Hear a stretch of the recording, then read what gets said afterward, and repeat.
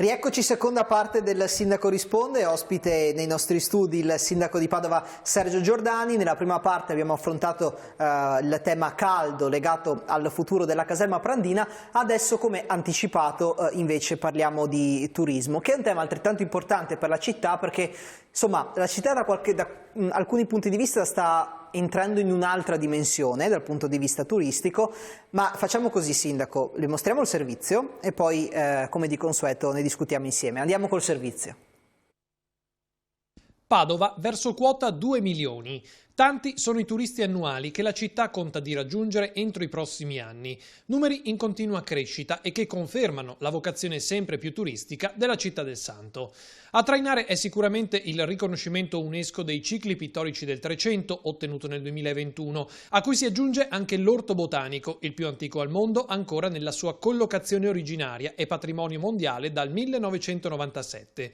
Ma più in generale è stato premiato il lavoro capillare da parte dell'amministrazione, che già da alcuni anni aveva deciso di portare la città su un'altra dimensione dal punto di vista turistico, un processo di crescita che la pandemia ha solo rallentato e non interrotto. Il bilancio di metà anno evidenzia come nei primi 6 mesi del 2023 si sia registrato un aumento dei pernottamenti del 30% rispetto al 2022, ma addirittura il dato è superiore rispetto al periodo pre-Covid.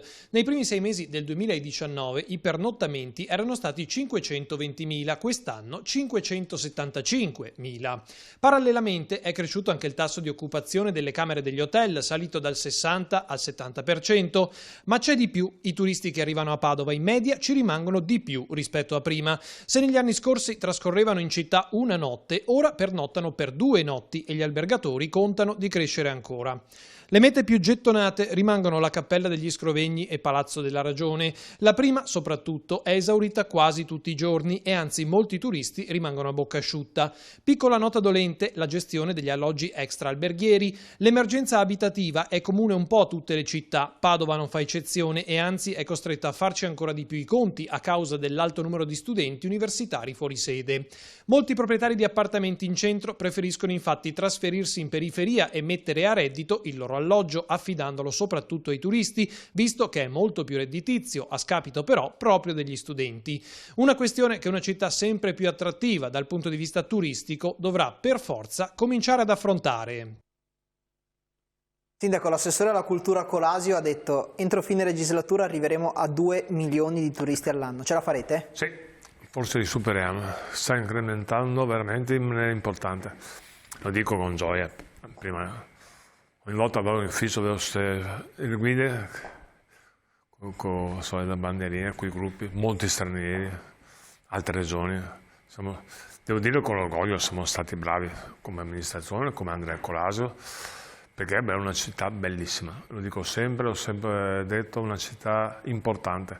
La cosa più che sento dire di più dai turisti, non pensavo che la città fosse così bella, cioè non era conosciuta, perché non è che abbiamo cambiato la città è quella di prima, l'abbiamo solo fatta conoscere ed è una cosa bella. Abbiamo gestito sia per quanto riguarda USPICTA, UNESCO, abbiamo un altro vantaggio, l'Orto Botanico, non sono tante le città che hanno 2 siti UNESCO.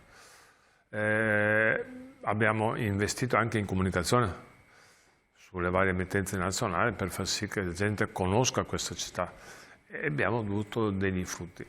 Anche le stesse luci natalizie ho sentito più volte gente che dice, persone vengono, vado a vedere le luci di Padova.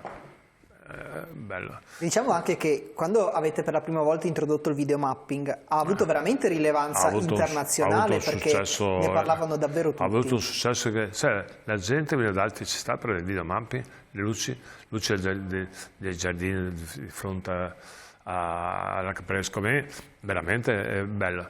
Per cui una città felice, sorridente, che sta investendo, di cui la gente è orgogliosa.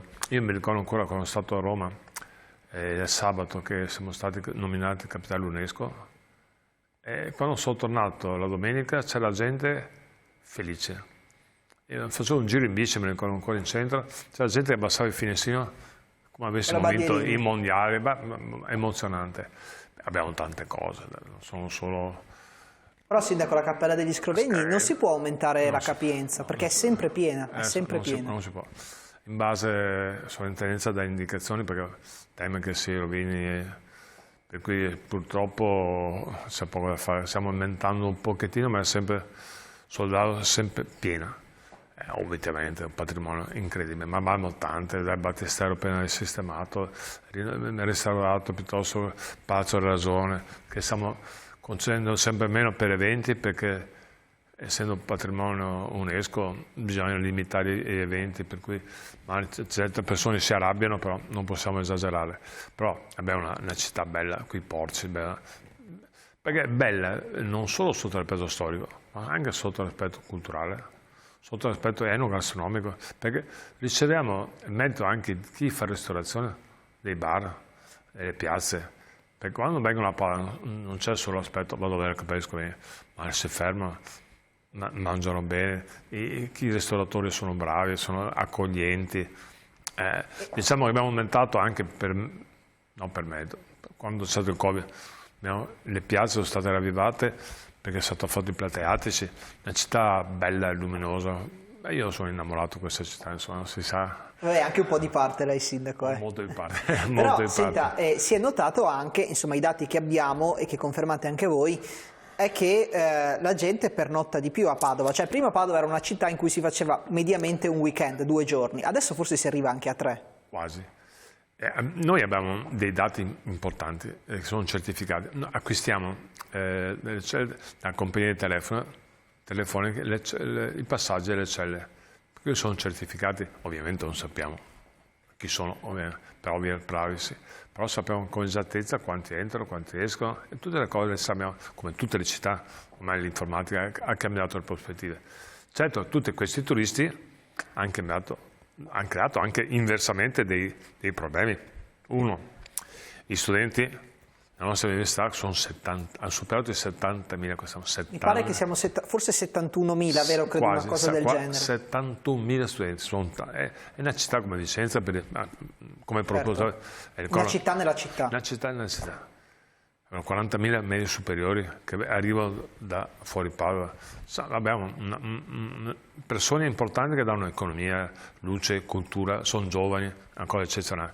Io capisco che ogni tanto sono un po' intemperanti, fanno un rumore, la gente che ha bisogno di dormire ha diritto di dormire, per cui bisogna cercare di mediare la faccenda, però è bello avere una città del genere.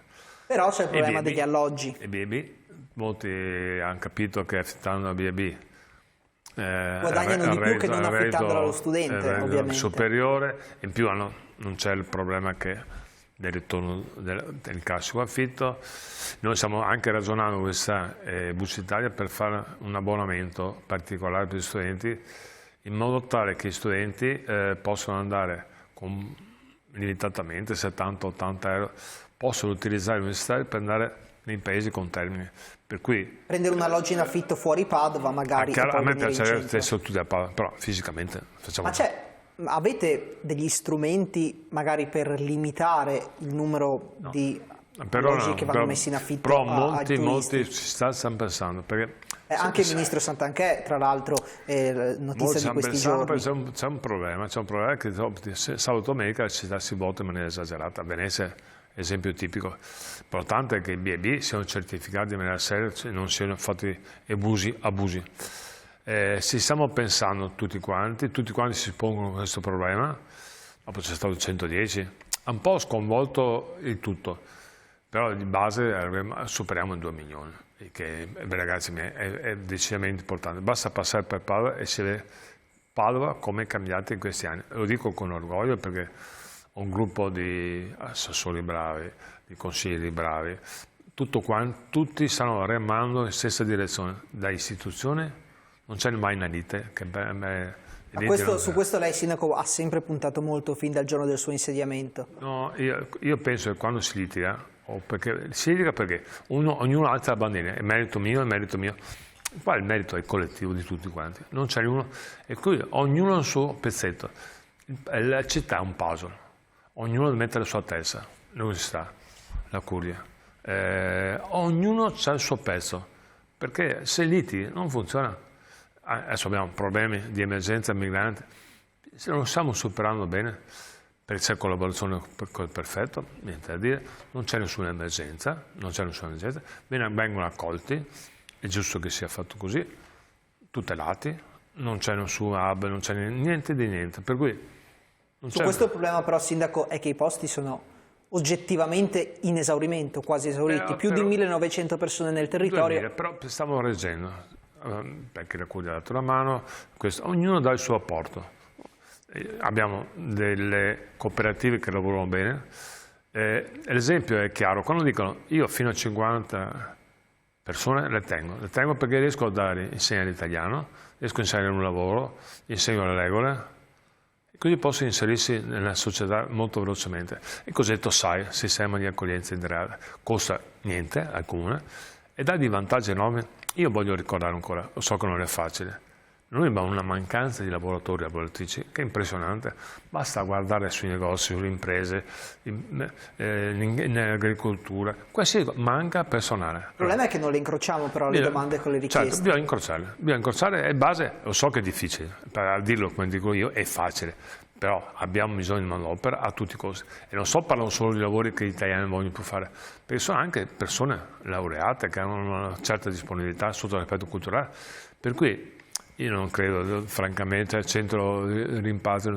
non ci credo. Io credo che va fatta, ma lo dico da tanto, ma il Presidente Zaia lo dicono tantissimi, accoglienza diffusa, è l'unico sistema, abbiamo bisogno di persone. Accoglienza diffusa e umanità. Agganciamoci anche una vera e reale integrazione, perché sennò altrimenti finisce lì e le ghettizziamo, Sindaco. Non possono essere sfruttati a 300 euro al mese per raccogliere pomodori a 40 gradi. Questo non esiste. Bisogna essere rispettosi degli altri.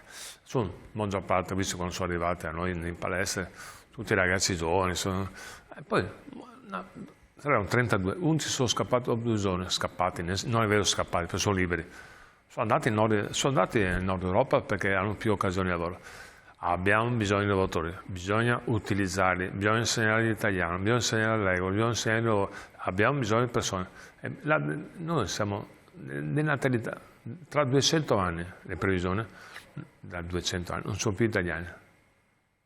Lo so che uno dice, no, che balla, è sancito in maniera chiara se continuiamo così. Per cui l'integrazione, poi basta andare a vedere altri, basta andare a Londra, a Parigi, basta vedere altre capitali.